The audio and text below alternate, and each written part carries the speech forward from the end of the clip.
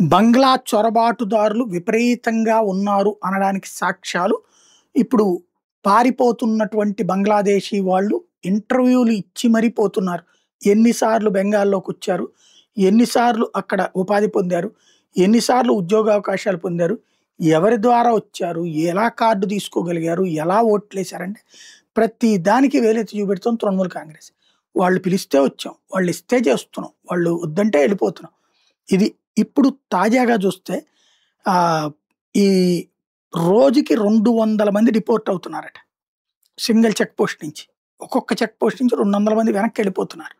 పట్టుకుని అరెస్టులు చేస్తారు కాబట్టి. అది కూడా ఇప్పుడు ప్రత్యేక చట్టం తీసుకొచ్చి ఇండియన్ ఫారినర్స్ యాక్ట్ అని తీసుకొచ్చి అనుమతి లేకుండా ఉంటున్న వాళ్ళని 5 ఏళ్ళు జైలు శిక్ష అనేప్పుడు పారిపోతున్నటువంటి పరిస్థితి అయితే భారీ ఎత్తున పెరుగుతోంది. కెమెరా ముందే అడ్మిట్ అవుతున్నటువంటి సందర్భంలో సిగ్గు తెచ్చుకోవాల్సింది విపక్ష పార్టీలు.